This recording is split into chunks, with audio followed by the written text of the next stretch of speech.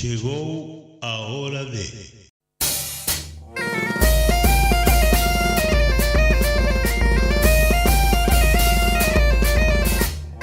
ABC, órgano de difusión de la Asociación Benéfica y Cultural del Partido de Corcubión.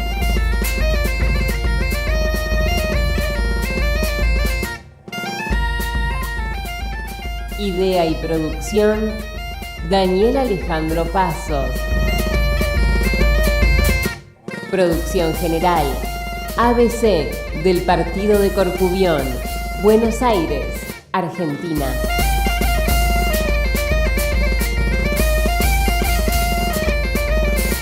Hola, hola, hola, ¿cómo les va? ¿Cómo andan? Espero que estén muy, pero muy bien. Un programa más, como siempre digo, de Radio ABC.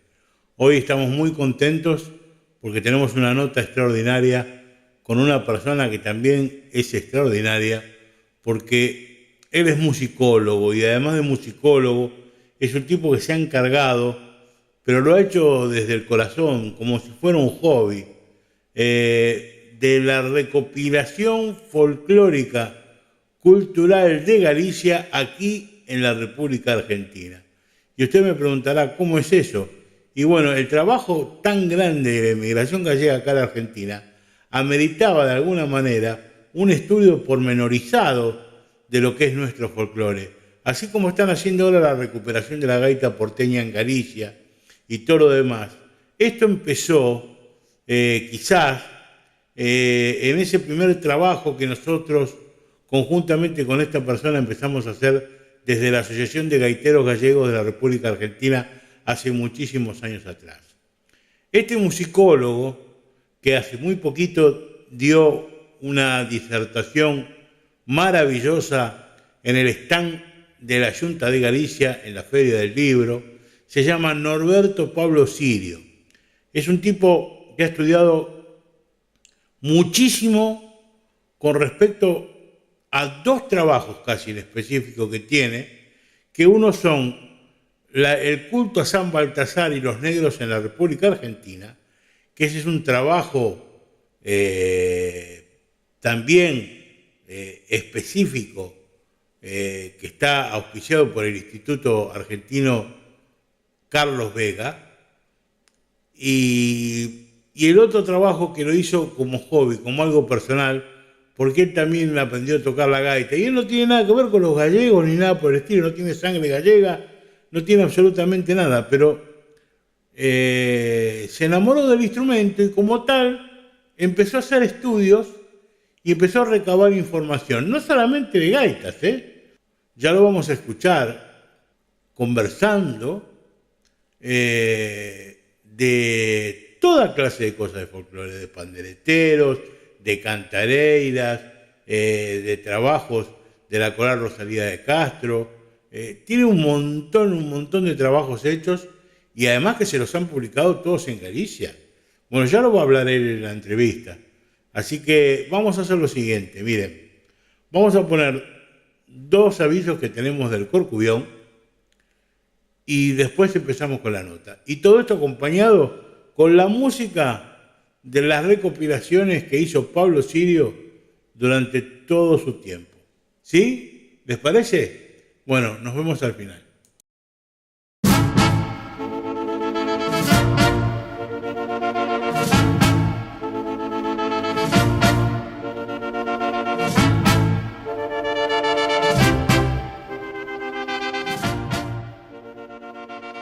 ABC del Partido de Corcubión anuncia su nuevo tour Sol, playas y paisajes en el sur de España y Portugal. 15 noches recorriendo, escucha bien, la costa del sur desde Madrid hasta Benidorm y de ahí hasta el Algarve portugués y Costa de Lisboa, recorriendo cada lugar y disfrutando la naturaleza y cultura, con hoteles, excursiones, en régimen todo de media pensión, no te lo podés perder. Salimos por Iberia el 8 de septiembre. Si querés tener más detalles, llama al 115 249-3775 y preguntá por el señor Juan Carlos. Repito, 11-5-249-3775 y preguntás por el señor Juan Carlos. Este es el Tour 2025 del ABC del Partido de Corcubión por el sur de España y Portugal. 15 noches.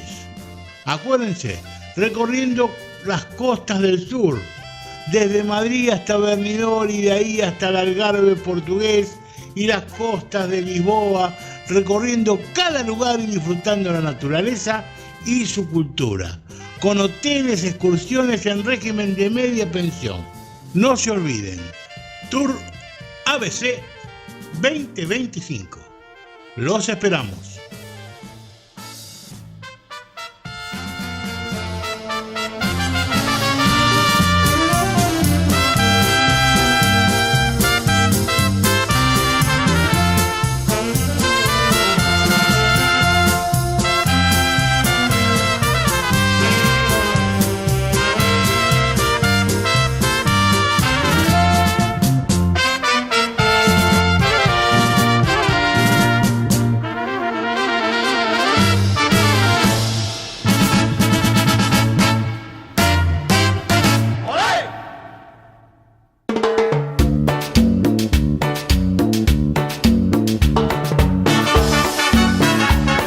Se nos viene el invierno.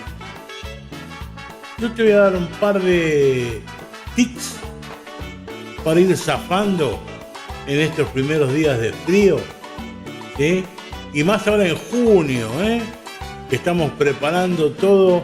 Todavía seguimos con el viaje para irnos a el sur de España y Portugal, con el cual te podés sumar todavía, así que estás a tiempo.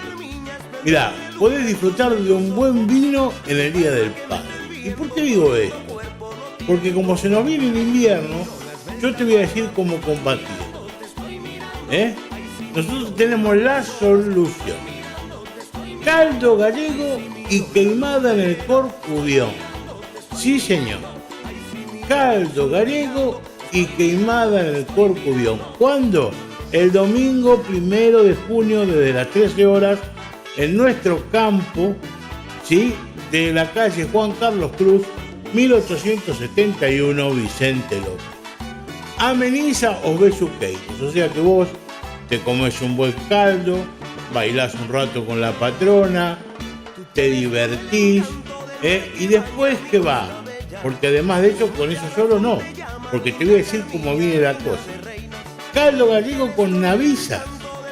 Nada de caldo gallego así normal, que eso no. Con navizas, bien a la galega, como tiene que ser. Con unto y toda la parsimonia, como corresponde. Además después tenés canelones con estofado, tenés postres, bebidas, y como ya te dije, al final una buena queimada, para hacer el bajativo, ¿viste? Porque si no, se necesita hacer el bajativo.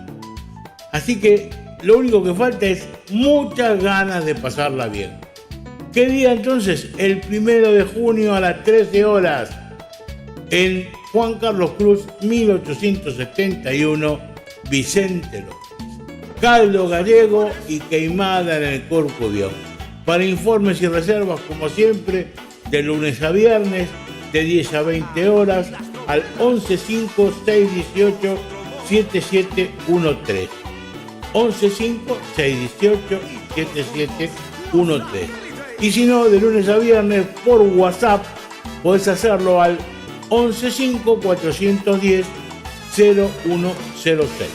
o 11-5-249-3775.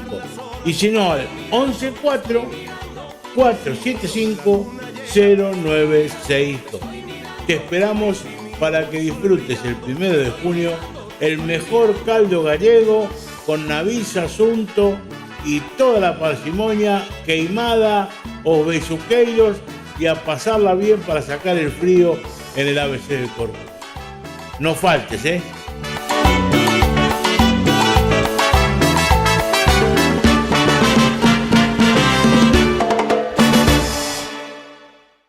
Buenos días, buenas tardes, buenas noches tengan todos ustedes. Como siempre, un programa más de Radio BC. Y hoy la verdad que estoy muy contento. Voy a hablar con una persona que la considero un amigo de muchísimos años, con los cuales hemos compartido infinidad de trabajos, y como es un gran profesional y ha sabido hacer su trabajo de manera absolutamente perfecta, diría yo desde mi punto de vista, calculo que es uno de los musicólogos, con respecto a la música gallega, el más importante que tenemos en la Argentina. De eso no cabe la menor duda.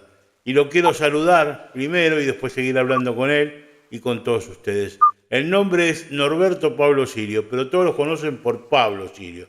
Así que yo le voy a decir Pablo directamente. ¿Cómo andás, Pablito? ¿Qué tal, Daniel? ¿Cómo andás? Muy bien acá. Pero la verdad que estoy muy contento de poder volver a hablar con vos y saber exactamente el trabajo que vos hacés permanentemente por la música gallega aquí en la República Argentina, y que ha cruzado el mar y que del otro lado del Atlántico, especialmente en Galicia, te tienen considerado como un estudioso de el folclore gallego en nuestro país. Bueno, sí, son muchos años de dedicación al tema, muchos años. Así es. Tuviste una temporada en la cual estuviste un poquitito guardado, quizás Sí, dándole a tu otra pasión, que son los negros en la Argentina, con respecto a eso, que también es un trabajo extraordinario que vos tuviste con respecto a lo que es San Baltasar específicamente. claro. Sí, tengo altos y bajos con esta cuestión de la investigación. A veces le dedico más a un tema, a veces a otro. Hay coyunturas que a veces te piden un trabajo de acá, otro un trabajo de allá. A veces uno se cansa un poco también de un tema, entonces la voy remando. Así es. Mira, Pablo, específicamente quería hablar un poco con vos con respecto a los inicios. Primero, que nos digas cómo fue tus inicios como gaitero. Yo conozco la historia, pero hay mucha gente que no la conoce. De hecho, vos muchas veces vas a dar charlas y demás, y quizás no te preguntan estas cosas, que son por ahí desde mi punto de vista básicas, porque yo sé el maestro que tuviste, sé cómo aprendiste y sé cómo te hiciste cargo del grupo de Casa de Galicia en su momento. Entonces, quiero que me cuentes toda esa historia. Bueno, yo conocí la gaita gallega de casualidad. Yo no soy de familia gallega, en absoluto.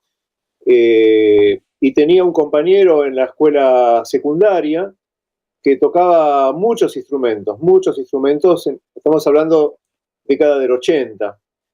Ni siquiera había existido, ni siquiera había comenzado lo que después se llamó la world music. No existía el CD. Entonces, ya a mí me gustaba la música antigua, la música medieval, la música renacentista. Empezaba a estudiar flauta dulce. Y este compañero de colegio, yo iba a la casa y tenía 40, 50 instrumentos de todo el mundo, lo cual era una rareza, ¿no? Encontrarme con un charango boliviano, un sikus, un chistu vasco, una baralaica, qué sé yo, de todo tenía, de todo, un virtuoso tocando. Te voy a interrumpir un segundo. Sí, ¿Esa persona de casualidad no sería Federico Salesi? no, a Ah, Federico lo conocí un poco después, no. no, está bien, Se disculpame, ¿no? llama, se llama Pablo Meselani. Ah, Pablito Meselani, sí, Sí, por sí, vive, favor. vive en España hace mucho tiempo. Mm, Él es de familia italiana y vasca. ujú. Y él conoció la gaita gallega también de casualidad a través de Avelino Rodríguez. Entonces, claro, yo cuando vi la gaita ahí en la casa sabía lo que era por la música antigua, por la música medieval, las cantigas de Alfonso el Sabio, todas esas cosas. Y le digo, uy, tenés una gaita, qué bueno, sí. Bueno, la tocó, me encantó. Digo, ¿dónde la conseguiste? Pensando que, bueno, hay que traerlas de Galicia. No, las hace un artesano que vive en Capital. Entonces, bueno, me contactó con él, me presentó, fuimos a su casa, calle Saavedra, me acuerdo, y le encargué una gaita. Le encargué una gaita que me la hizo en si bemol. Y a mí, al comienzo, no me interesaba la música gallega en lo más mínimo. Yo lo que quería era tocar música medieval. tenía el instrumento. Digo, bueno, empiezo a tomar clases con usted para aprender a cómo se maneja el instrumento, pero no me interesaba la música en sí gallega, y obviamente él no me iba a enseñar música medieval. Así que empecé a estudiar en la Federación de Sociedades Gallegas, muy poco tiempo, habré ido 2 meses, por ahí. Y con lo poquito que aprendí, que yo creí que tocaba, empecé a tocar en público, en los grupos que tocaba de música antigua. Yo creía que tocaba, pero bueno. Después esa gaita se arruinó, el fork eran de goma, en ese momento se hacían de cámara de neumáticos, no sirvió más. Y no me acuerdo cómo conocí a Manuel Urbano García Pose. No me acuerdo cómo lo conocí. Le llevé la gaita, me la reparó, tenía su taller en su casa en Lanús, me la reparó y me dice, ¿sabes tocar? Y digo, sí, sí, sé tocar. Claro, cuando me escuchó tocar, no me dijo nada. Yo pensé que tocaba, claro. Cuando lo veo tocar a él, le digo, no, pero usted tiene claro, ¿usted da clase? Le digo, no, me dice, clase no doy, pero si querés, yo toco en un grupo de música gallega y si querés venir a aprender ahí con el grupo, venite. Es gratis además. Bueno, y ahí empecé en Casa de Galicia, año 92. Año 92, empecé en Casa de Galicia. Tuve que... Es muy feo aprender a tocar mal, porque uno después tiene que sacarse los vicios y resetearse, ¿no? En términos modernos. Así que me costó muchísimo entender lo que es el picado, por ejemplo, ¿no? Entender cómo se hace una segunda voz, pero sobre todo lo del picado, porque, bueno, es algo muy propio de la gaita, ¿no? En otros instrumentos de viento no hay.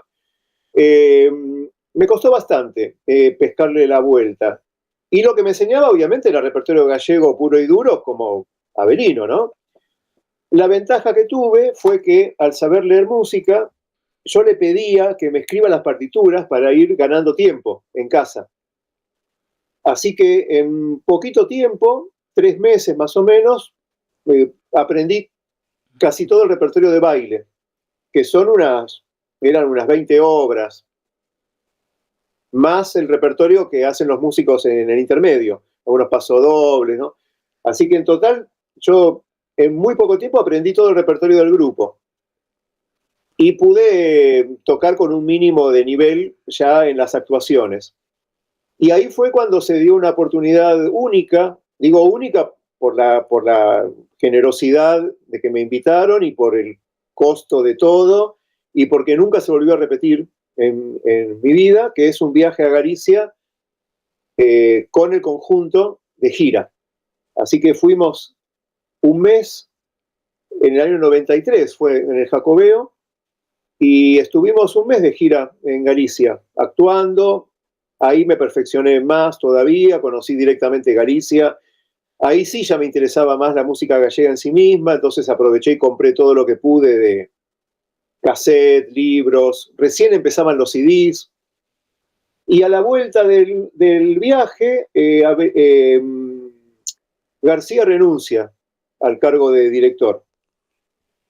Y me eligen a mí como director musical porque, bueno, tenía conducta, tenía todo el conocimiento de la gaita, tenía todo el repertorio ya conocido, y ahí quedé como director de ese grupo un par de años, o un poco más, hasta el 96 creo que fue, hasta que me fui.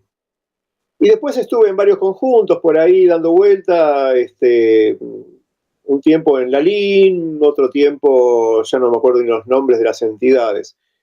Pero ya para ese entonces, más que interesarme la música gallega, me interesó investigar la música gallega en la Argentina. Me daba cuenta que la mayoría de la gente con la que yo tocaba era gente mayor, con muchos conocimientos de la gaita y del canto, etcétera, y que todo ese mundo sonoro que yo veía en bambalinas, eso no estaba después en el espectáculo. los cantos así de sobremesa. Entonces digo, esto es muy valioso, esto tiene valor antropológico para documentar.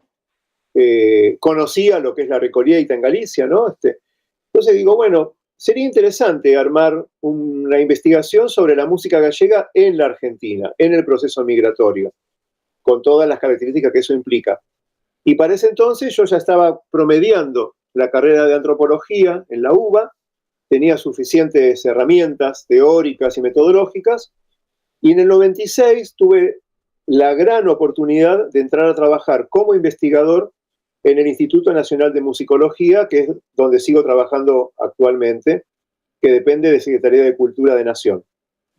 Así que fue en ese año 96 que sistematicé el proyecto de investigación de la música gallega en Argentina. Eso, la verdad que, bueno, es más que interesante y me parece que se empieza a abrir todo ese abanico de estudios que vos hiciste cuando formamos el AGA, Pablo. Porque vos, a ver, yo me acuerdo, mirá, cuando nosotros fundamos el AGA, que lo fundamos 3 personas, la cual, bueno, una se fue a vivir a España, que no viene a colación, pero entre vos y yo no me olvido más, cuando conseguimos los primeros discos de Dopazo que nos había prestado la señora Maruja Boga, sí. y que hacía un montón de tiempo que eso nunca había salido a la luz, Claro. desde que ella se había jubilado, nunca lo habían pasado por una radio, y conversándolo con vos, dijimos, vamos a ver a López Garra, y vamos a pasar por López Garra estos discos, porque tiene que pasar así. Entonces creo que vos los digitalizaste o algo por el estilo, algo fue así, y pudimos pasar de vuelta a Manuel Dopazo por una radio argentina después de, no sé, casi 30 años que no se escuchaba. Y ahí es como que empezamos a hacer esos trabajos, o vos específicamente empezaste a hacer esos trabajos. Lo mío era más una cuestión de hobby que otra cosa, y trataba de apoyarte de alguna manera en lo máximo que podía dentro de las circunstancias, para que tu trabajo saliera a la luz, ¿no? Pero creo que eso ayudó, ¿o no?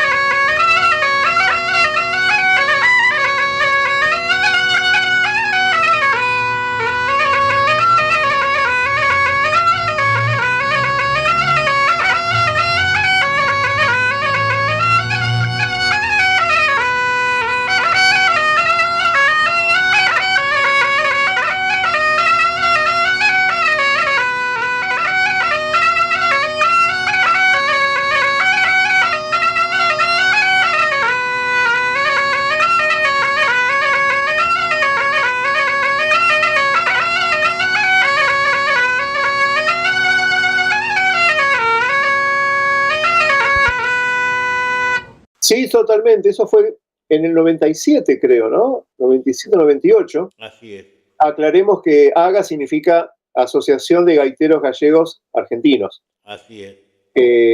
Y la idea era, bueno, nuclear a todos los gaiteros que había en distintas asociaciones, incluso del interior y del Uruguay, nuclearlos en una entidad, potenciar los estudios de la gaita, compartir saberes. Estamos hablando de una época, claro, pasaron 30 años, pero tecnológicamente pasaron muchísimas cosas que en ese momento conseguir partituras, conseguir una grabación, no era fácil, no era fácil. Video, No, para nada. Y además mismo juntos en el AGA, mientras que hacíamos los ensayos en el centro, en el ABC del partido de Corcubión, exactamente, en el Corcubión. que no me olvido más, conocimos, empezó a venir gente a la banda, que nosotros decíamos, pero ellos son los maestros de las instituciones, nosotros no, ¿cómo? O sea, ¿cómo? Y bueno, empezaron a participar dentro de la misma AGA, Sí, y nos trajeron información como el Muras, como fabricante empezamos a averiguar también de García de Lanús, empezamos a averiguar de los punteros que decía que terminaba de hacer Santa Marina acá en Argentina, y vos empezaste ya con la investigación de Manuel do Paso, que calculo que es una de las investigaciones más importantes que has hecho con respecto musicológicamente a los gaiteros de Argentina. Creo que tu recopilación de do Paso es la más importante que se haya visto, conjuntamente con la de José Ramón González de Lanús, de Bernal, perdón, que verdaderamente tendríamos que decir José Ramón González de Vilaquinte, pero como ya estaba gaitero de Vilaquinte, nosotros le decíamos José Ramón de Bernal. claro, ¿No? claro, claro.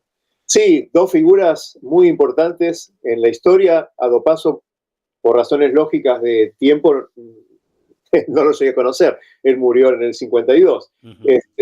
Con José Ramón sí, compartí sus últimos 13 años de vida. Falleció en el 2008. Y lo de do Paso, bueno, fue un encargo en ese momento de un sello discográfico de Galicia, Tiracolo, que empezaban a hacer ediciones documentales, ¿no? Entonces la idea era rescatar esas grabaciones antiguas, escribir la biografía de do Paso, reunir fotografías. Por suerte él participó en películas argentinas, entonces también hay filmografía, y poder reconstruir toda su trayectoria artística, porque fue el gaitero de América. El nombre de él artístico era el gaitero de América. Gracias a vos conocí a la familia, porque bueno, había que localizar los descendientes, ¿no? Y gracias a vos los localicé, vos lo localizaste, me pasaste el dato, mejor dicho, y fue una mujer, sobre todo de esa familia, una nuera, Chon, le decían de sobrenombre, que era la que más conocimiento tenía sobre Manuel. Fue la persona que más me brindó esos conocimientos. Conservaban muchos objetos de Manuel, fotografías, discos, bueno, las gaitas, y ahí conseguí más grabaciones. Algún viaje que hice a Montevideo, conseguí de carambola también algunos discos más de pasta, discos que son extremadamente frágiles, difíciles de hallar. Después hay que digitalizarlos con un proceso, limpiarlos. Y reuní unas 20 composiciones más o menos grabadas por la banda de él, que eran los Gaiteros de Vilaverde, que fue la primer banda de gaitas gallega. O sea, el concepto de banda de gaita como formación empezó acá, empezó en Buenos Aires, por él. Exactamente, que además eran toda gente de la familia, más algún gaitero que por lo que estuvimos haciendo alguna investigación previa, yo no sé si eso podés llegar a tenerlo o no, hablamos con un descendiente de Aurelio Sisto, Exactamente. y Aurelio Sisto estuvo en los gaiteros de Vilaverde. Sí, sí. Así, Sí, sí. así. Sí, bueno, cuando hablamos de banda de gaitas en ese contexto eran 5 gaitas. No es el concepto de ahora que son 30 para arriba, ¿no? Pero bueno, en ese momento reunir 5 gaitas era una sonoridad y y un complemento a la vista que era único, ¿no? No, además 5 gaitas más percusión y la Claro, afinación. claro, Y la afinación, porque yo te digo sinceramente, cuando yo vi la película de Nini Marshall, cuando ella, viste, que viene a los gritos que dice, All gaiteros, ahí ven all gaiteros. Bueno, y que viene haciendo el desfile Manuel Dopaso, que entra con los gaiteros de Vilaverde para subir arriba al escenario. sí, Primero, venían caminando al ritmo de lo que tocaban. claro, Segundo, la afinación tanto del tambor como del bombo estaba totalmente afinada con la gaita, que era algo impresionante. Entonces vos escuchás eso, de cómo sonaba eso, y además en una película que supuestamente los micrófonos de aquella época, el claro, ambiente de aquella época, no se podía hacer nada que tuviera tanta fidelidad como para poder lograr lo que logró Dopaso en ese momento. Y si vos lo escuchabas así en esa película, yo me imagino lo que podría llegar a ser ahora, en el claro, siglo claro. XXI. Además, pensemos que esa película no era un documental, esto era una nota de color, si se quiere, que dura 1 minuto la escena esa. Para nosotros ese minuto vale oro, por supuesto. Entonces, y con la tecnología de esa época, por supuesto. Entonces, gracias al cine argentino que transitaba la edad de oro, eh, tenemos esos registros fílmicos que hoy son documentos históricos. Sí, después hay otra grabación de Manuel Dopaso, que vos también la debés tener, que es en una película de Narciso Ibáñez Menta. La calle junto a la luna. Exactamente, que el tipo, es más, no toca música gallega precisamente en esa película. Toca música Claro, española, pero no claro. gallega. Y además no se lo ve. O sea, es música de fondo de una escena, y no se lo ve a él. Y lo que encontré hace poco es una primer película donde él participó. Hay otra película. Lo que pasa es que esta película es tan antigua que es cine mudo. Es cine mudo y es la filmación de un recreo, o sea, está filmado por los propios gallegos. Ujú. Es la filmación de un recreo en la costa bonaerense. Y actúa el grupo de Dopaso. Claro, que Y baila. sería en Quilmes o por ahí Vicente López también. Sí, sí, sí. Y bailan. Si mal no recuerdo, era el centro Arantey. Si mal no recuerdo. Pero bueno, tengo la película. Y es tan antigua que todavía no había llegado el sonido. Esa película se la llevé ahora al nieto de Dopaso, con el que tengo una muy buena amistad, ahí en Ituzaingó. Se la llevé, se la copié para que la tengan en la computadora y que, bueno, es patrimonio familiar también de ellos, ¿no? Ni sabía que existía. Mirá vos, o sea, seguís todavía recopilando cosas. Y eso no, ese fragmento, ¿no lo podrás subir a tu página de Facebook? Porque vos tenés una página de Facebook que es algo maravilloso, Pablo, Sí, y que es dame el nombre exactamente para que la gente pueda llegar sí, a conocerla. se llama Galegos de Argentina e Uruguay. Bueno, perfecto, perfecto. Galegos de Argentina e Uruguay. Esta semana agregué Uruguay. Exactamente. ¿Y no se podrá subir el fragmento de esa película ahí? Sí, no, de hecho la película es muy cortita, dura como duraban esas películas en ese momento, duraban, no sé, 8 minutos, eh, 10 Claro. minutos máximo. Eh, sí, sí, puedo subirlo ahí, explicando de qué se trata, porque la gente, no todo el mundo sabe lo de cine mudo y de repente van a ver una película y sin sonido van a pensar que algo funciona mal. No, está bien. Inclusive, si querés ayornarlo un poco, le podrías poner algún tema de dopaso de fondo mientras que se ve la imagen. Claro. Pero bueno, yo sé que lo tuyo es una cuestión científica, no es una cuestión artística. Así que no te preocupes por eso. Pero la verdad que es un documento único, que eso no se puede perder y eso hay que verlo.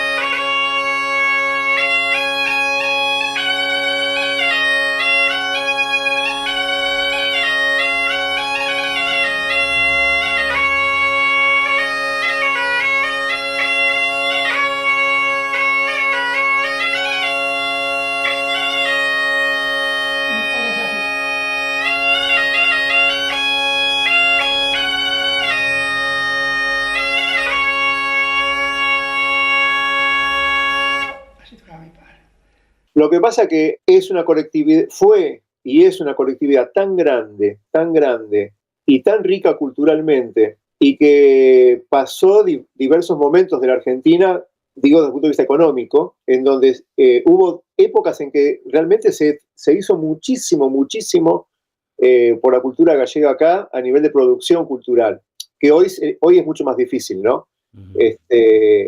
Y la verdad que uno, claro, cree conocer toda esa época y de repente aparecen conjuntos que uno no conoce, gaiteros que uno no conoce, películas que uno no conoce, fotos. Revisé, por ejemplo, la colección completa de las fotos de Caras y Caretas. Uh-huh. Son cerca de 80.000 fotos que están en el Archivo General de la Nación. Y encontré fotos originales de Dopazo. Claro. De los diferentes, se llamaba Compañía Artística Gallega también, otro de los nombres que tenía. Claro, de repente Caras y Caretas sacó alguna nota en su momento sobre él, y ahí están las fotos originales. Uh-huh. Así que, bueno, el trabajo de investigación es así, es apasionante, es infinito, una cosa lleva a la otra, ¿no? Y lo que me di cuenta tempranamente, cuando empecé la investigación, era que tenía que tener más, digamos, hay diferentes generaciones de gallegos y descendientes acá.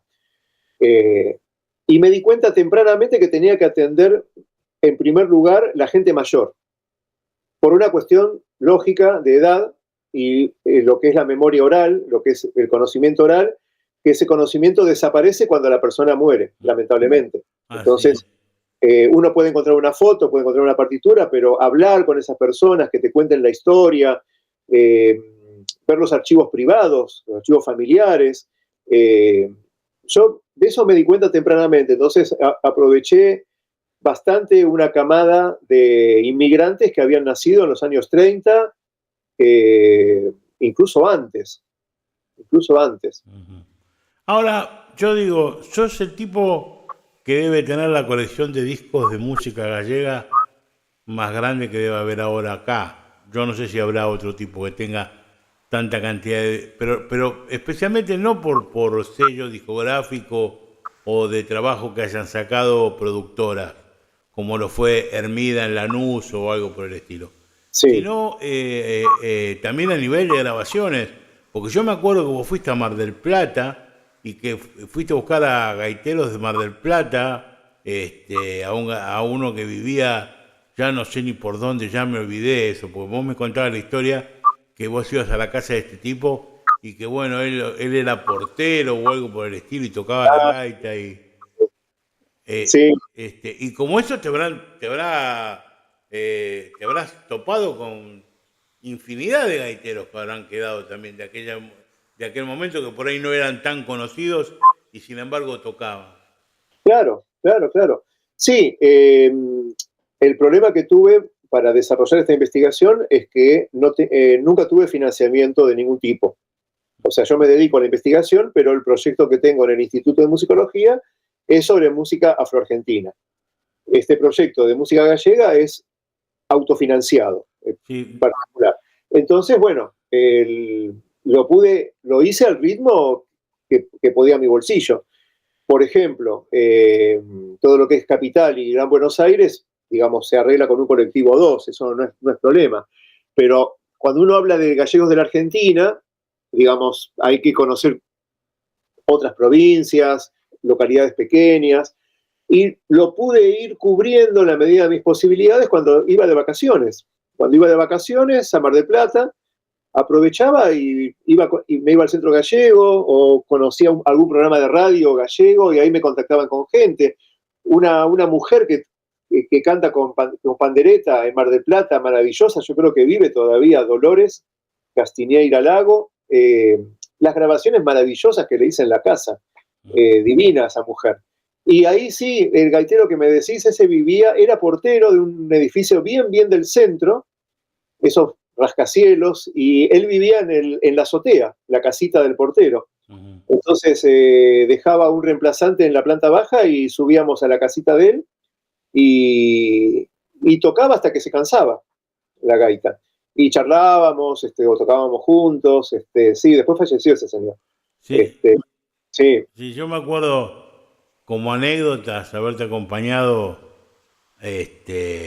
a verlo a José Ramón a la casa ahí en Bernal sí, y pasar una tarde extraordinaria conversando con él y tocando con él.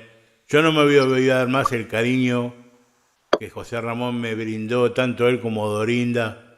Los dos para mí eran, no sé, personas extraordinarias, a tal punto que todavía guardo con amor, pero con amor fraterno, lo tengo guardado en un cajoncito, ese broche de corbata que me mandó Dorinda el día que falleció José Ramón. Eso sí, no me lo voy a olvidar jamás, Pablo, jamás, jamás me lo voy a olvidar. Es sí, sí. algo que lo tengo en el corazón, ¿viste? Porque me conmovió a tal punto que es el día de hoy que todavía me sigo emocionando cuando me acuerdo del desprendimiento de Dorinda, de algo tan, por ahí, si se quiere, tan chico, pero con tanto cariño como diciéndole, Tomás, lleváselo a Daniel porque El José gesto, Ramón te claro, quería mucho. el gesto, claro, claro, claro. Así que Claro. la verdad que, y acá entramos en algo muy específico, Pablo, que acá hay un trabajo científico extraordinario, porque vos conociste la vida completa de José Ramón González Pérez. Y es más, yo la pude haber inclusive agregado con cierta parte de la hermana de José Ramón, que yo la conocía, que estaba casada con una persona que era un manquito o algo por el estilo, le faltaba un brazo a ese hombre, por un problema, Sí, y que cantaba en la coral Rosalía de Castro del Centro Pontevedra de Buenos Aires. Y yo la... benigna, ¿Eh? benigna decís. Claro, y yo la conocía de chico, la conocí de chico durante muchos años, a ella, y yo no sabía que el hermano de ella tocaba la gaita. Claro, claro. Lo que pasa es que, bueno, José Ramón fue un personaje muy atípico, ¿no? Cuando uno habla de la historia de la música gallega, ¿cómo se escribe la historia? Bueno, buscas periódicos, buscas partituras, buscas discos, fotos, etcétera, y con eso construís la historia. Bueno, José Ramón desafió ese método de historia porque el hombre, como vino de Galicia acá, que emigró en el 49, no sé si era porque era uranio, no le interesaba la vida societaria, eh, decidió no tocar, nunca tocó en público, nunca tocó en público, pero sin embargo mantuvo todo ese conocimiento vivo prácticamente a diario en su casa, tocando la gaita, la mujer bailando. Sin embargo, bueno, las hermanas, que vinieron varias hermanas de la acá, como decís vos, una cantó en la Rosalía de Castro, eh, otra yo me la encontraba cuando tocaba yo en las regionales, me la encontraba en el Lucense cada 2 por 3. O sea que no es una cuestión genética o de familiar. La personalidad de él era así. Uh -huh. Y lo conocí también de casualidad, cuando antes del AGA habíamos armado un grupo con Inés Mouso, eh, eh, y otros compañeros que tocaban otros tipos de gaitas, y habíamos armado un grupo de investigación que se llamaba Las Gaitas y su Música. Eh, Estaba Pablo Meselani también, con la gaita búlgara, yo me encargaba de la gaita medieval, Inés y la hermana de la gaita gallega, y había otro chico con la gaita asturiana, y él fue el que invitó a José Ramón a una de las charlas que dimos. Ahí lo conocí. Uh -huh. Escuché tocar, me quedé duro porque dije, el estilo de tocar de los Ancares. Exactamente, exactamente. ¿Eso Yo qué? le contaba, mirá, y vos sabés que en Galicia, creo que ya estás enterado porque lo habrán hablado con vos y todo, está el famoso trabajo de la gaita porteña, que están haciendo la reconstrucción de la gaita porteña, ¿no? Específicamente las gaitas de llaves. Sí, Bueno, ya lo habrán hablado con vos y todo, me imagino. No creo que no lo hayan hablado con vos. Sería muy raro porque además está de por medio nuestro común amigo Ojeiteiro de Alba. Yo, perdoname, muchas veces se me van los nombres de la cabeza, debe ser la edad ya, a esta altura del partido. Pero bueno, Y les conté la famosa anécdota que me contó José Ramón, que eso sí no me lo olvido más, de cuando él lo fue a ver a Dopaso y se Sí, quiso meter él en los gaiteros de Vilaverde, y que Dopaso le dijo que él no podía tocar con él. claro. Y entonces José Ramón le contesta, bueno, pero usted tampoco podría haber tocado conmigo nunca. Como diciendo, son dos estilos totalmente distintos, pero que él toca mejor que Dopaso, decía José Ramón.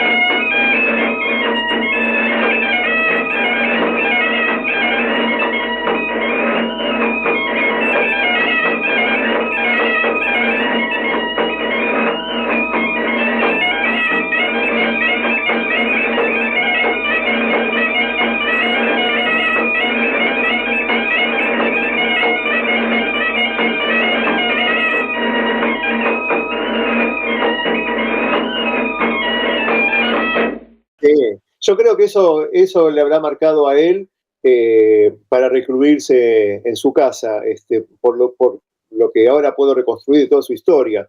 Primero que él, bueno, como todo migrante, salió contra su voluntad prácticamente, o sea, no querían migrar, esa gente, nadie quería migrar. Pero bueno, en la posguerra había hambre, no había suficiente para comer, entonces, en el caso de él, ese fue el móvil principal de la migración, como la de sus hermanos. Eh, y él lo tenía muy, muy, muy consciente. Nunca le interesó vivir acá en la Argentina. Entonces, no se integró a la Argentina ni a la colectividad gallega porque él mentalmente seguía viviendo en Villaquinte, ¿no? Villaquinte, recordemos, es un pequeño pueblo del Cervantes en los Ancares lucenses. Cerca de Navia de Suarna, esa zona. Exactamente, que todavía, Entonces, además es muy específico porque el abuelo de José Ramón había ido a vivir a Cuba y después él se volvió de Cuba de vuelta a Villaquinte. Entonces a él le llamaban Ofillos do Bodego, que eran el, la- el mote que le ponían a la familia de ellos. Porque, claro, viste que en los pueblos las casas tienen nombre, no número como acá. ujú. Entonces, la casa de él era a Casa do Bodego. No, el que se fue a vivir a Cuba fueron los padres. De hecho, José Ramón nació en Cuba. Eso, Claro. exactamente. De hecho, nació en Cuba. Nació en 1913. Lo que pasa que, bueno, a los 8 meses de edad los padres deciden volver toda la familia a Galicia porque no se hallaban en Cuba por el calor. El trabajo de la zafra era muy, muy, muy, muy cuesto, como decían. Exactamente, además tenemos que saber, para que la gente conozca un poco, por ahí hay mucha gente que no sabe, Vilaquinte está, como dijo bien Pablo, pertenece al municipio de Cervantes, en Los Ancares, y eso es una zona altísima. De hecho, si uno va al municipio de Cervantes, cerca de Vilaquinte, y ve hacia abajo, parece que estuviera desde arriba de un avión. Con eso le digo Claro. todo. Entonces, Sí, las montañas más altas de Galicia son los picos de Ancares, claro, justamente. exactamente. Y es un punto tripartita. A tal punto, este punto tripartita, que otra de las anécdotas que me acuerdo que me contaba José Ramón, era que había un pico cerca de la casa, que depende de donde, como se sentara él, estaba o en León, o estaba en Asturias, o estaba en Galicia, en ese Claro, mismo pico. claro. Por eso el estilo de él era más asturiano, más asturiano. Incluso él culturalmente se reconocía más con Asturias que con Galicia. Él decía, no, no, en Galicia son todo cruz y corona. Y en cambio, eh, Asturias Sí. eh, era como otra vida por los mineros de Asturias, la revuelta de los mineros de No, no, Asturias. sí, porque él era republicano y además de Claro, hecho peleó para la República. claro, él era Este, anarquista. Exactamente, él peleó para la República y de hecho las anécdotas de José Ramón, que la verdad que era una Biblia viviente, en el Sí, sentido de que vos lo escuchabas y parecía que estabas viviendo vos la misma guerra civil con las sí, cosas que te contaba, ¿viste? Que se tenía que esconder en la montaña, que pasaban por ahí semanas de frío y hambre porque no tenían ni para comer en una cueva, en unas montañas de los Ancares para que no lo agarren los franquistas y lo pasen a deshuello, ¿viste? sí, claro. Así que bueno, José Ramón mantuvo acá todo ese conocimiento vivo, pero no público, no público. Y ya digo, lo conocí de casualidad, me asombró, me impactó, me asombró muchísimo. Le pedí el teléfono, si lo podía ir a visitar, sí, sí, cómo no. Y bueno, ahí empecé a ir a verlo, y ahí me di cuenta que estaba ante una riqueza cultural enorme, enorme, que llegó un tiempo en la investigación que yo hacía, que más que investigar los gallegos de Argentina, estaba solamente investigando a José Ramón. En un momento me di cuenta que uno lleva el diario de todo lo que hace, ¿no? De investigación por investigación, y bueno, los últimos 20 viajes de investigación que hice son a la casa de José Ramón, tengo que ampliarme un poco, o sea, tengo que ver otras cosas, porque, este, eh, pero bueno, eso era porque me daba cuenta que había una riqueza musical enorme, enorme, y un virtuosismo y una memoria de todo el repertorio gallego, asturiano, leonés. Y además un adelantado a su época, Pablo. Vamos a decir la verdad, porque el tipo trabajaba con dos grabadores Geloso de los Sí, viejos sí, y mientras que grababan en un grabador, después ponía a sonar ese grabador y arriba de ese grabador tocaba la gaita o tocaba el tambor o tocaba el bombo y grababa con el otro grabador. El tipo hacía un multipista con dos grabadores Geloso. Increíble. Es algo... pero además pensá que él cuando emigró todavía en su casa se iluminaban con antorchas. O sea, fíjate el salto tecnológico que implica para una persona que sale de vivir en casas de piedra, iluminado con antorchas, a pasar ya en los 50, él emigra en el 49, ya en los 50 el padre le pedía que le mande grabaciones. Ujú. Al principio es como decís vos, ¿no? Era con el Geloso y después era con cassette. Y cuando salió la doble casetera, bueno, tenía toda la batuta. Sí. Y así pudo recomponer el dúo que armaba con Pozo. Él tocaba en Galicia con Pozo. Entonces volvieron a tocar juntos a través de las grabaciones. Exactamente, increíble, increíble. La verdad que la vida de José Ramón es como para hacer casi una serie de Netflix. Mirá lo que te digo. Sí, y lo lindo que cuando yo empecé a sistematizar todo el estudio que tenía de él, estamos hablando de cerca de 1.600 obras grabadas, cerca de 400 cartas. Él conservó toda la correspondencia que recibió de Galicia, toda, de Galicia, de Francia, de Cuba, de todas partes, ¿no? Ujú. Donde estaba la familia. Las fotografías, todo. Empecé a sistematizar todo eso. Claro, él ya había fallecido hace mucho, ¿no? Estamos hablando que falleció en 2008. Y una vez me fui de vuelta a la casa. Digo, tiene que estar viviendo la nieta ahí. Y me fui porque el teléfono ya no contestaba, se ve que le dieron de baja el teléfono. Y sí, la encontré a la nieta, se acordaba perfectamente de mí. Y lo increíble, me dice, no, pero mi tía Benigna vive. No, ¿cómo que vive? Estamos hablando justo antes de la pandemia. Sí, que yo te vi el teléfono. Bueno, así que me reconecté con Benigna, que nos conocíamos de vista nada más.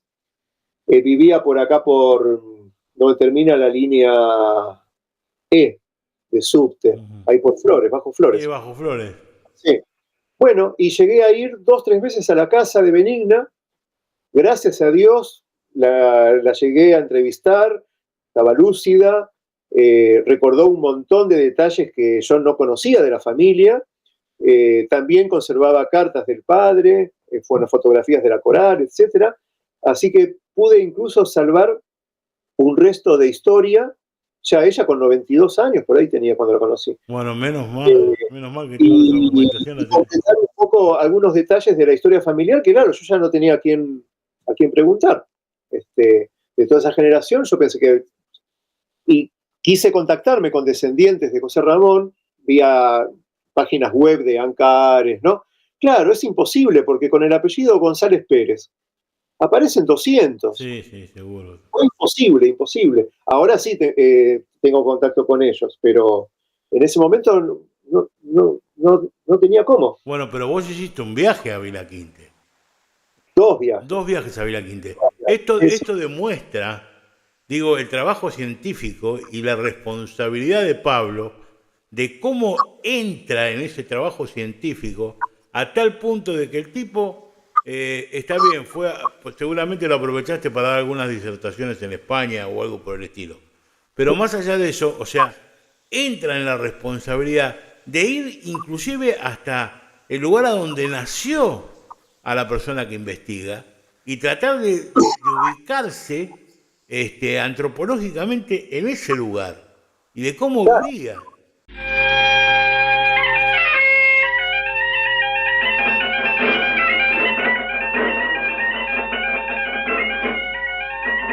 ¡Ey, Terranota!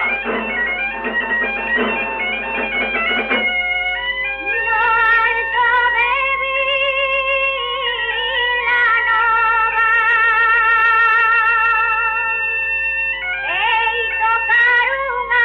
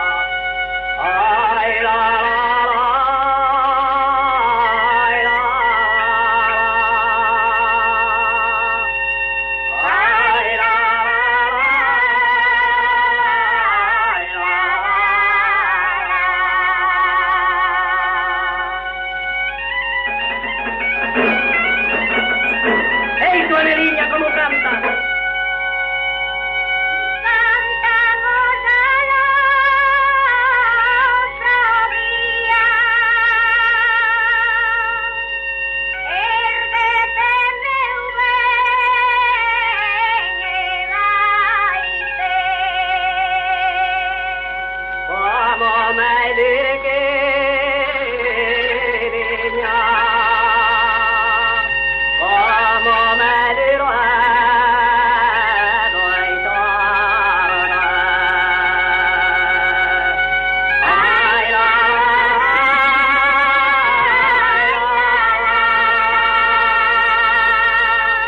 ay, la,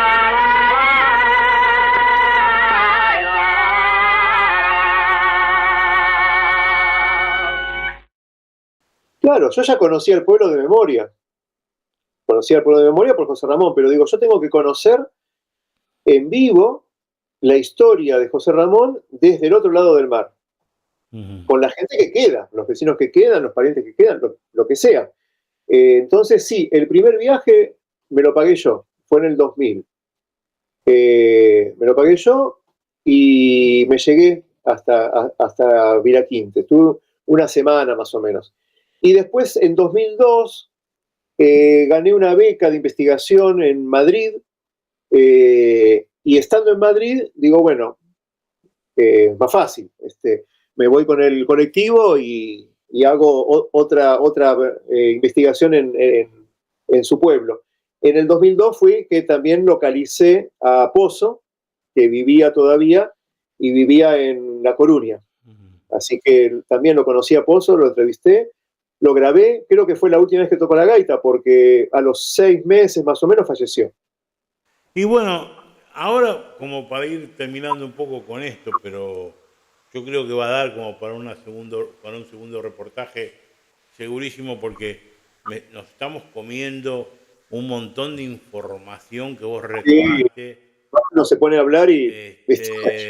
pero con respecto a los gaiteros de Argentina, que es extraordinario, porque, por ejemplo, está bien, yo ya lo conocía al viejo Feito, pero vos tenés toda la recopilación de la música de los gaiteros Feito, tenés la recopilación de conjuntos como yo, por ejemplo, hablábamos el otro día, yo estaba hablando con José Manuel Gil, que es el Sí, de Gaita Gil, que es el que tiene la gaita de Cañizo, los sí, gaiteros Cañizo.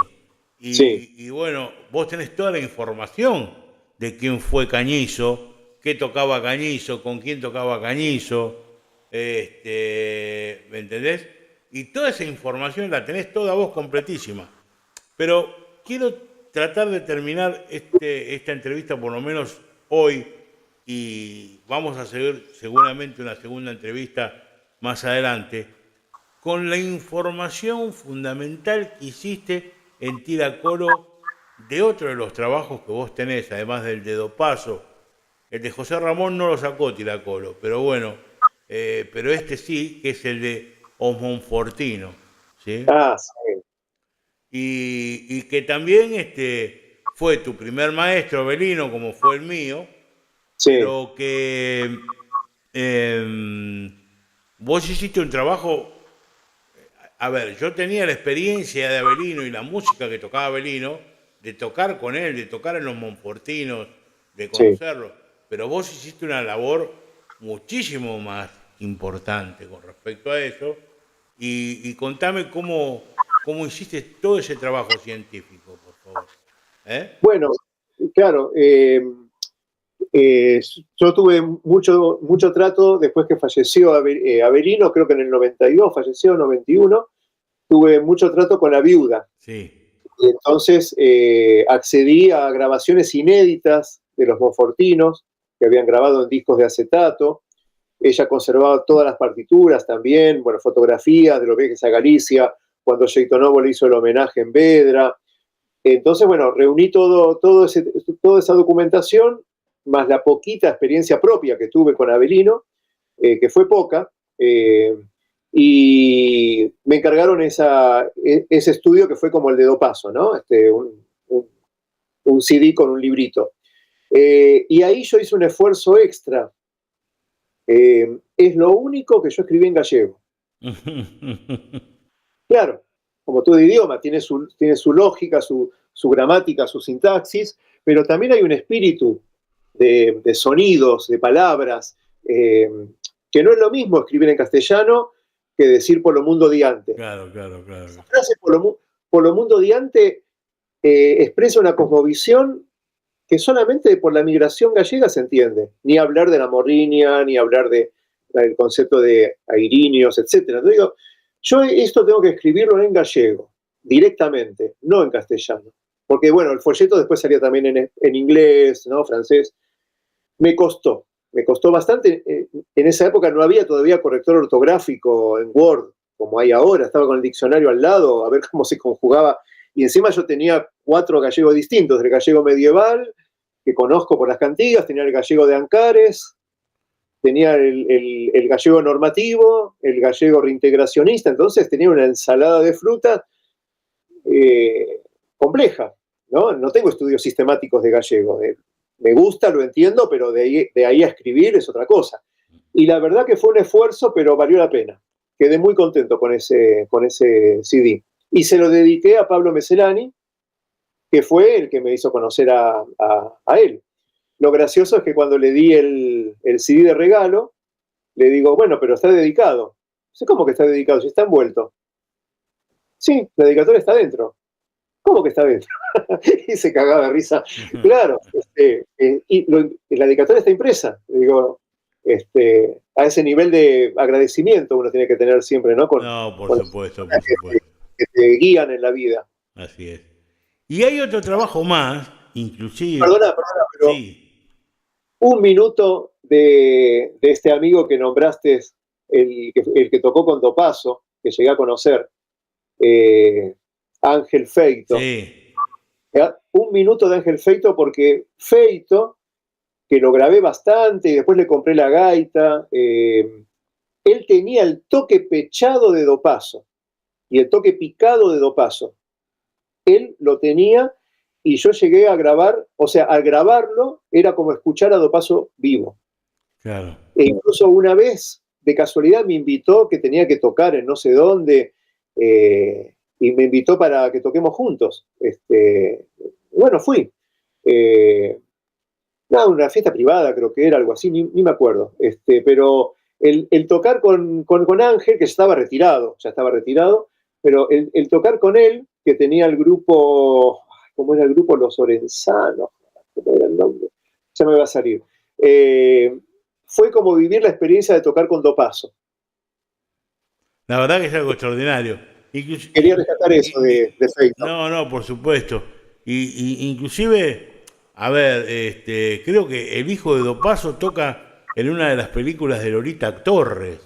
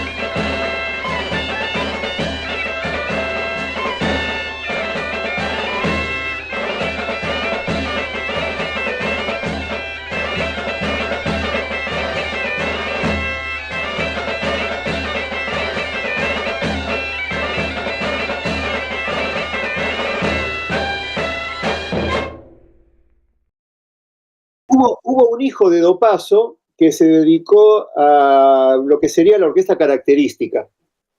¿Viste esas orquestas tipo Brunelli que hacen pasodobles, Sí. valses, rancheras, algún bayón?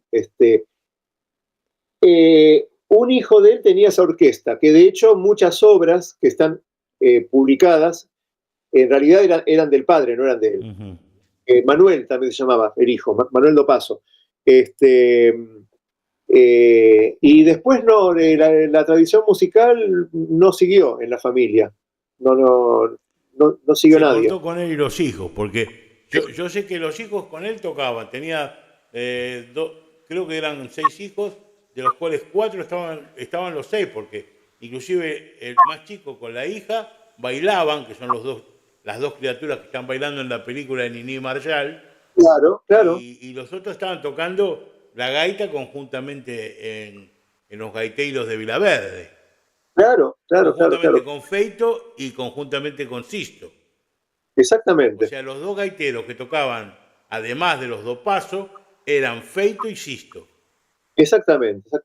O sea que es algo extraordinario, extraordinario. Mira, el trabajo ese, el trabajo que hiciste vos, digo, bueno, Manuel Dopazo, el de los Monfortinos, y además el de los hermanos Moreira, que el de los hermanos Moreira con el acordeón, que es algo extraordinario, que también pertenece a la música gallega. Marcó una época. Los hermanos Moreira marcó una época en la música gallega con el tema del acordeón, y cómo ese repertorio volvió a estar vivo ahora en Galicia, ¿no? Obras bellísimas, obras bellísimas. El vals Recordando a Galicia, Sí. era la cortina musical del programa radial Recordando a Galicia, nada menos. Bueno, de hecho mi programa tiene el final ABC del partido de Corcubión. Claro. Sí, De los dos pasos. bellísimo. Cuando arranqué con el programa, arranqué con el ABC al principio y con el ABC al final. Ahora al principio lo cambié un poquito, le puse otra cosa, pero el final siempre tiene un resguardo especial porque el Corcubión los quiso mucho los hermanos Moreira, porque ensayaban y eran parte a tal punto había un amor intelectual entre los Moreira y el Corcubión que, bueno, le hicieron un tema dedicado al Corcubión, ¿no? Al ABC del partido de Corcubión. Era un grupo independiente, pero era como su centro de cabecera ese, llamémosle. Así es. Y lo lindo de los Moreira, que ellos tenían su propio estudio discográfico. 2 hermanos eran peluqueros y en el subsuelo de la peluquería tenían el estudio discográfico donde grabaron sus discos. Sí, y de hecho hay otra anécdota que también mucha gente por ahí esto no lo sabe, que los hermanos Moreira eran 3 acordeones, Sí. pero 2 eran los hermanos Moreira, pero el tercer acordeón era el padre de Rodolfo García, el baterista de Almendra. Exactamente. Renzo Masobrio. Uh-huh. No, Renzo Masobrio era otro, porque bueno, fueron cambiando algunos músicos a lo largo del tiempo.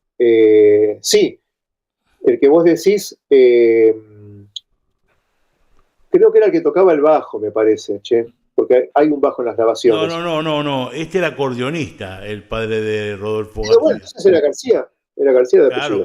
Claro.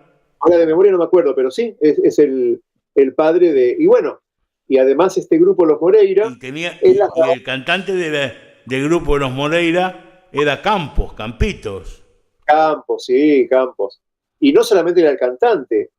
Estos son a veces pequeños trucos que hay que hacer entre la diferencia entre la música en vivo y la grabada, que la grabada no es un reflejo de lo que sucedió en el pasado, porque si uno escucha las grabaciones de Los Moreira, tiene un estilo, digamos, enchebre, ¿no?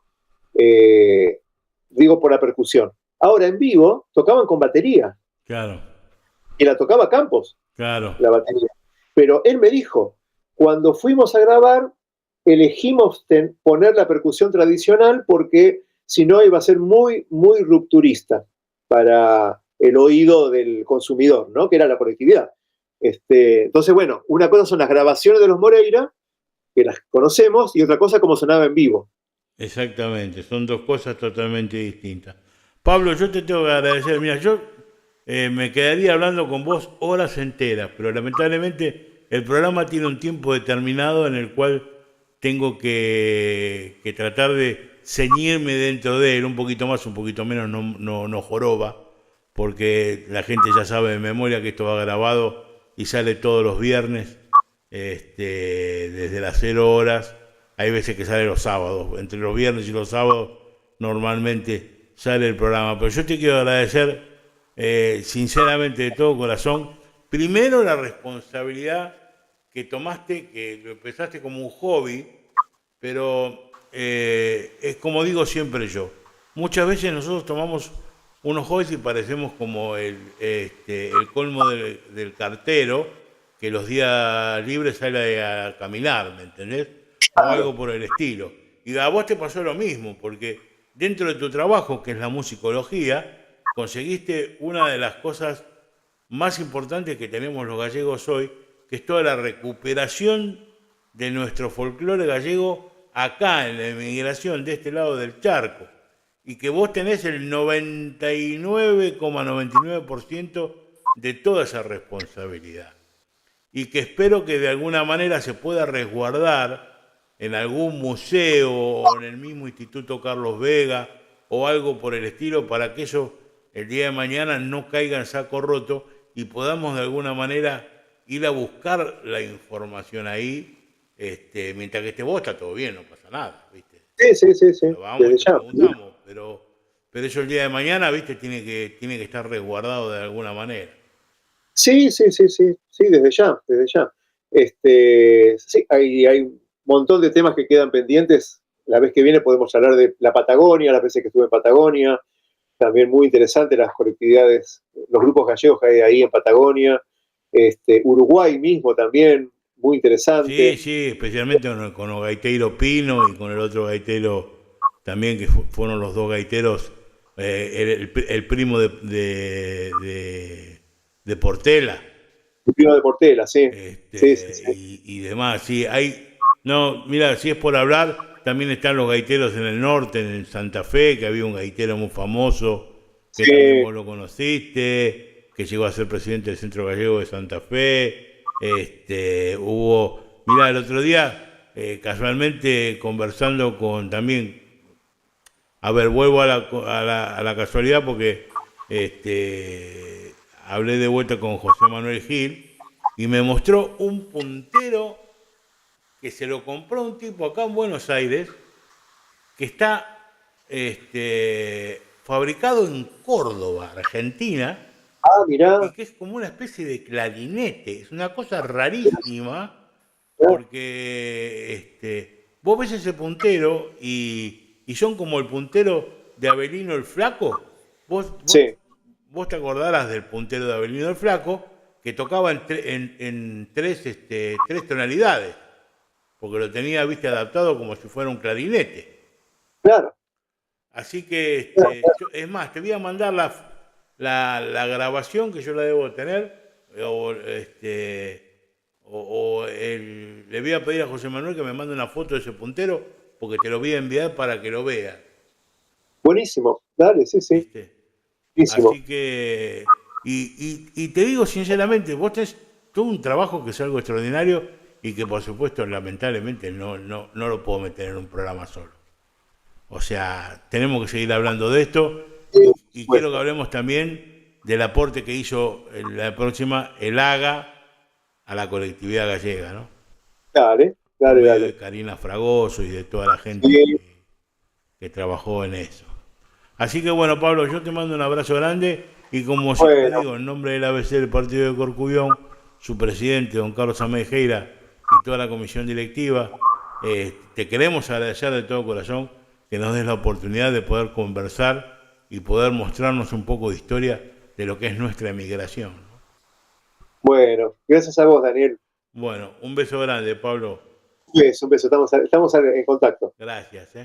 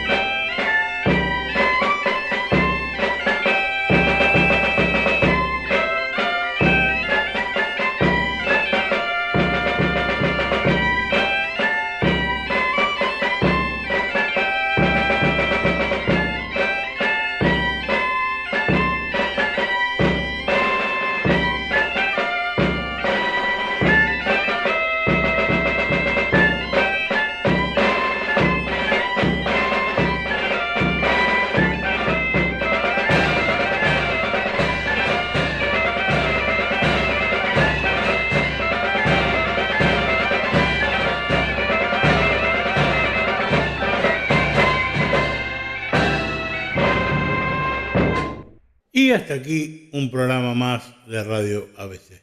Queremos agradecerles a todos, como siempre, que estén ahí del otro lado escuchando estos programas, que son nada más y nada menos que testimonios importantísimos que hacen a la esencia de lo que es nuestra colectividad gallega, tanto de este lado del charco como los gallegos que están del otro lado del charco, que son a nosa xente moitas veces da Costa da Morte y si no de outros lados tamén de Galicia. Y por qué no también de la península ibérica, con tantos gallegos desperdigados que hay por ahí y con tantos gallegos que también hay desperdigados por Europa, ¿sí? Por Suiza, por Inglaterra, por Holanda, por infinidad de lugares. Hay un montón de gallegos, hemos hablado también con gallegos de Latinoamérica, de Chile, de Venezuela, que hemos hablado con la gente de la Hermandad Gallega de Venezuela, hemos hablado con el Centro Gallego de México, con el Centro Gallego de Costa Rica hemos llegado a hablar. Así que imagínense, esto es nada más y nada menos que una unión, si se quiere, de lo que es nuestro trabajo de colectividad como gallegos desperdigados por todo el mundo. Y este testimonio que nos dio Pablo Sirio nos refleja fielmente cuál es el legado que dejamos nosotros como gallegos aquí en la República Argentina, en Buenos Aires, más para ser más específicamente. Y él, como dijo ya, tenemos para un segundo programa con el cual también nos vamos a explayar un poco más, con testimonios de trabajos hechos en el sur argentino, en toda la República, no solamente en la capital, porque nosotros, claro, hablamos muchas veces de la capital federal porque lo vemos como que los gallegos vinieron a la capital y se quedaron acá, no fue así. Mar del Plata, en el sur, en el centro gallego que hay en Río Grande, el centro gallego de Ushuaia, el centro gallego de Río Gallegos, el centro gallego de Comodoro Rivadavia, el centro gallego de Esquel. Hay gallegos por todos lados y todo esto es un testimonio fiel de lo que es la muestra folclórica que nos han dejado, que han traído arraigado en su corazón. Ahora quisiera terminar con algo muy específico. Hay una grabación de una pieza que tocó en los años 80 el conjunto Galicia, que estaba don Manuel Urbano García tocando la gaita en ese grupo y tocaba Troncoso el tambor, me acuerdo perfectamente, y el hermano de Troncoso tocaba el bombo inclusive en aquel momento. Son personas que yo he conocido en mi niñez y que la verdad fueron muy buenas personas, excelentes, además tocaban, el conjunto Galicia tocaba, que había que sacarse el sombrero cada vez que escuchabas eso.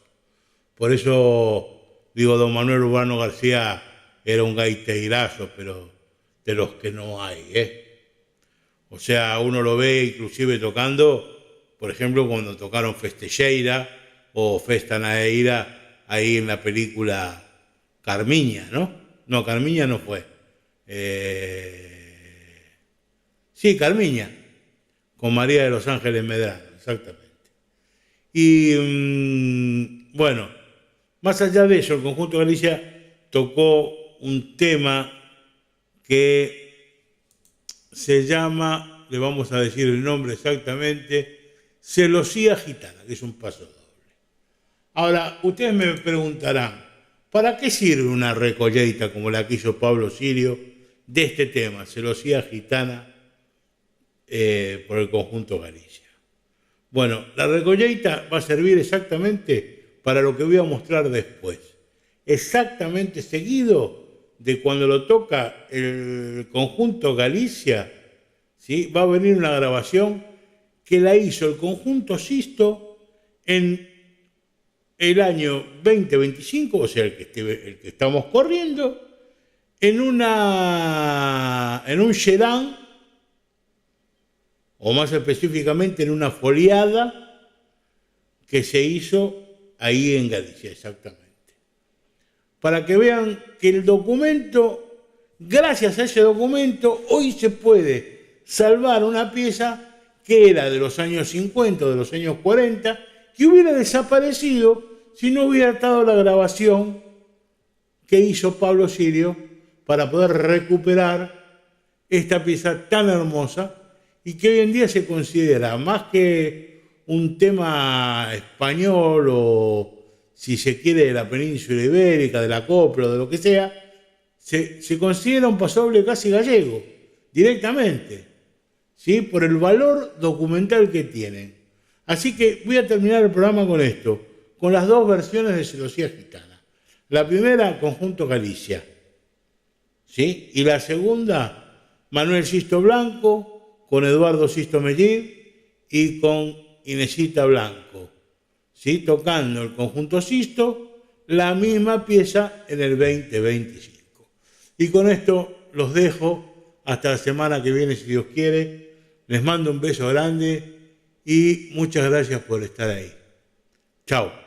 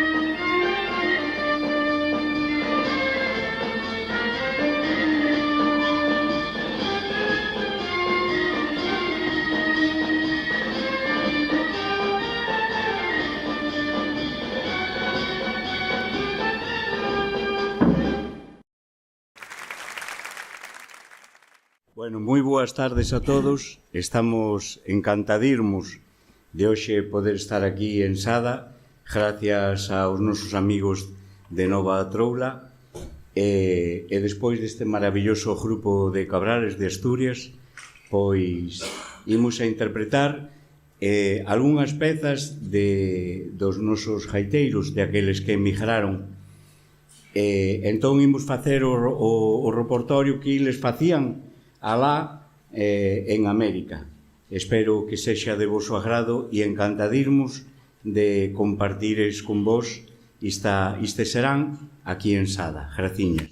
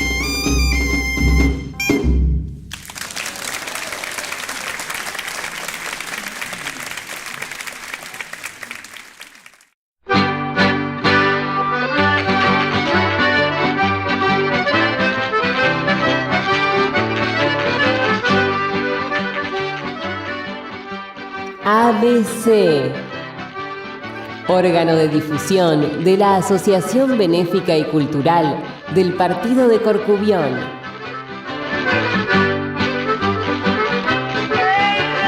Idea y producción, Daniel Alejandro Pasos.